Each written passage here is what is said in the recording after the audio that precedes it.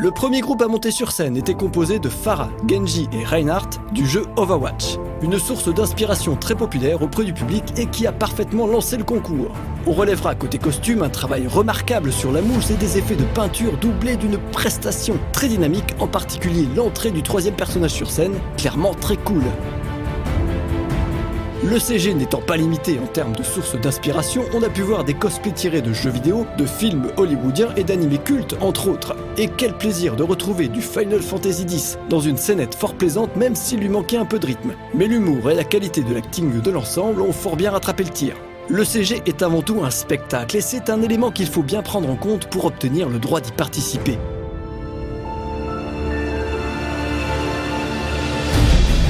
Ce duo tiré de Pirates des Caraïbes l'avait bien compris. Déjà, ils ont choisi des personnages compliqués niveau make-up comme David Jones et Bill le bottier de Pirates des Caraïbes, et aussi parce qu'ils utilisaient très bien les effets sonores. Mais attention à ne pas négliger le décor. Il faut prendre exemple sur les bonnes idées comme celle de ce Aloy, issu de Horizon Zero Dawn avec son décor pivotant. C'est le genre de mise en scène qui peut faire la différence. L'utilisation de props est aussi une chose à envisager, tel ce crâne qui chuchote à l'oreille de cette libre marchande Aspice Corda tirée de Warhammer Rogue Trader. Et si vous arrivez à mêler le tout avec un acting convaincant et un peu de chorégraphie, vous avez de grandes chances d'être récompensé comme cette Wonder Woman du film Batman vs Superman, acclamée par le public. Le duo suivant.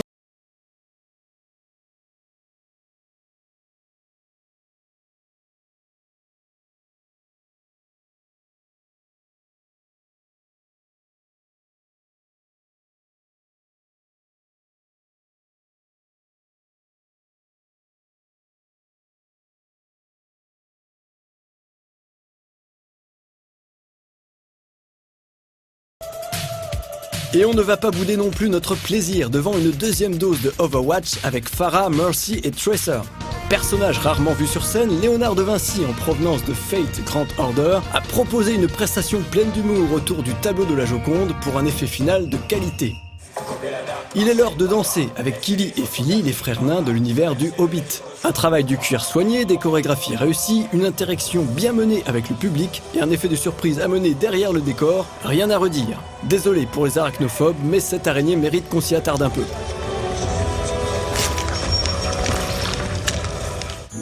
On avait pris l'habitude, grâce à Chibiz et Milou, de voir chaque année une œuvre française dans cette sélection.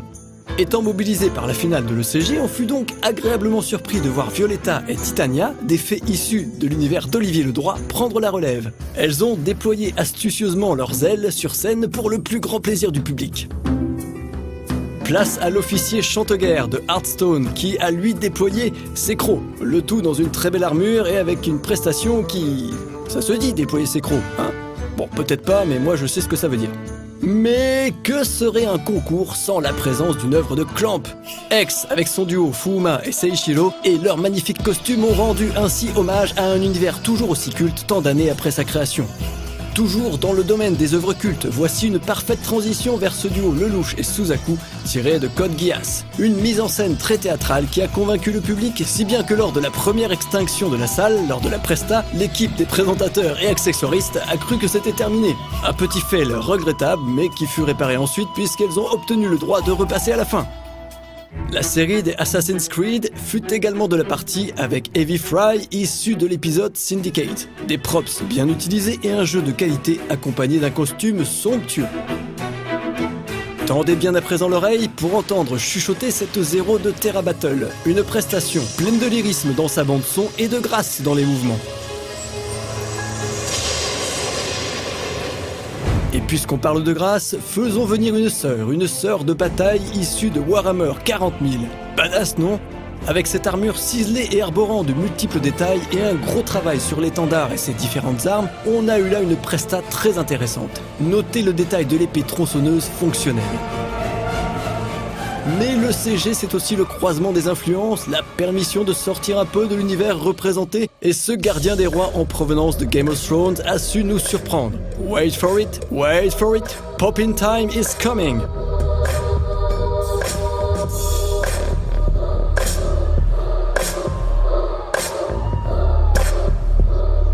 Moi personnellement j'adhère. Cette année, aucun costume n'a démérité, la présélection a clairement rempli son rôle. Par contre, une fois sur scène, il manquait parfois un petit quelque chose au niveau de la prestation.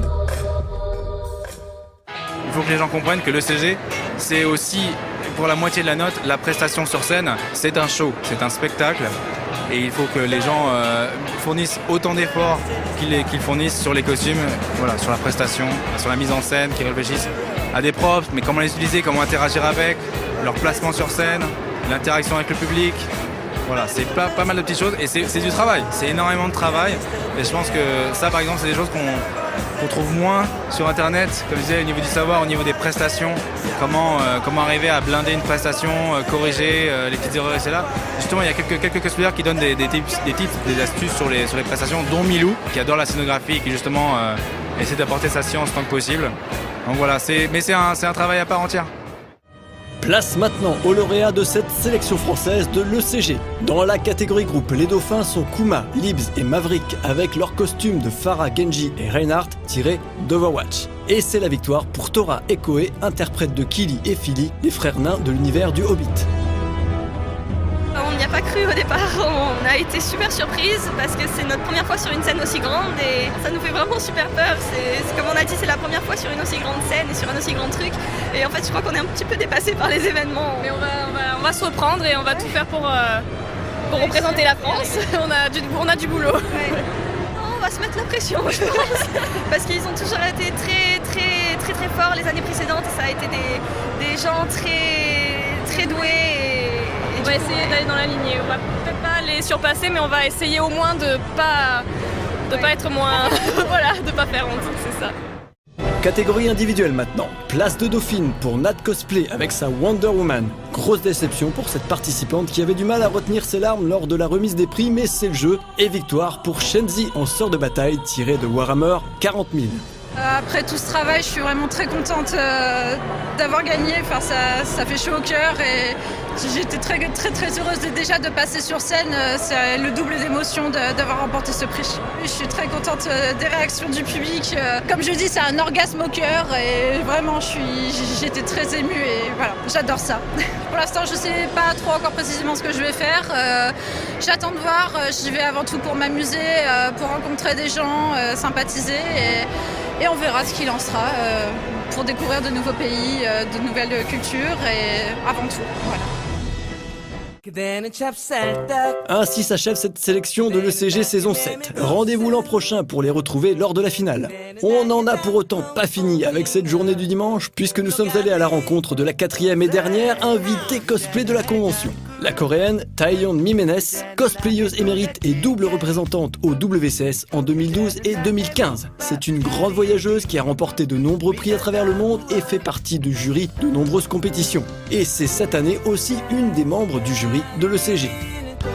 I'm Taeyeon from Korea and it's first time for me to come to Japan Expo and very nice to see you.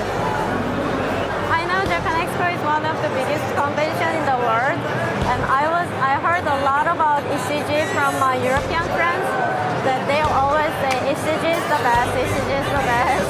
So I always wanted to see ECG in person. And finally I had a chance, so I was so excited. When I was a kid, I found some cosplayers wearing weird things and walking around the park. And it was really long time ago because they didn't have any makeup or wigs. So their costume was not really good. So at first I thought they were some kind of weird person and I didn't like it. But after I entered the high school, I found that there's a cosplay circle and they were so nice person and they looked so fun. So I tried cosplay and it was so fun. Like I was in a really bad costume but still I had really good time. So it became a good memory and continued until now. I don't want to be any professional cosplayer because if I have to think about money for cosplay, then I don't think I can honestly enjoy the costume. So I want to live it as my hobby. when I was on the stage, everyone was like clapping so warmly. So I felt like they're welcoming me. So I thought French cosplayers and audience are really kind and warm. Japan Expo est bientôt terminé et c'est la fin de 4 jours intenses dans le domaine du cosplay. Le bilan, il est positif. 2 cosplay shows, une finale ECG, les sélections françaises de l'ECG saison 7. Je pense qu'il y avait un niveau qui était assez impressionnant encore, des thématiques très variées. Et moi, c'est ça qui m'intéresse vraiment, c'est voir justement autant de variations au niveau des types de cosplay, des séries, des films, des jeux vidéo. Je pense qu'en France, la motivation pour participer à l'ECG, il n'y a pas trop à travailler dessus. J'espère, et du moins c'est ce que je ressens. Il n'y a pas 2 scènes comme ça en Europe pour le cosplay. Et rien que ça, je pense que déjà ça donne un gros boost de motivation à tous ceux qui participent aux élections en fait. D'une manière générale, je pense que c'est par rapport à des prestations plus que par rapport à la victoire de certains pays que la motivation vient à se créer. J'espère que même avant ça, Japan Expo pesait internationalement dans le cosplay. Les invités cosplay, c'est quelque chose sur lequel j'ai travaillé aussi depuis un moment. Après là vraiment, je crois qu'en 2 années, j'ai eu des belles têtes d'affiche.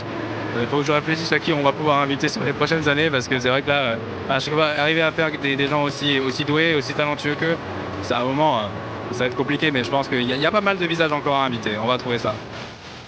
C'est tout pour le cosplay de Japan Expo. Rendez-vous l'an prochain pour de nouvelles aventures cosplayesques. Et oui, j'invente des mots.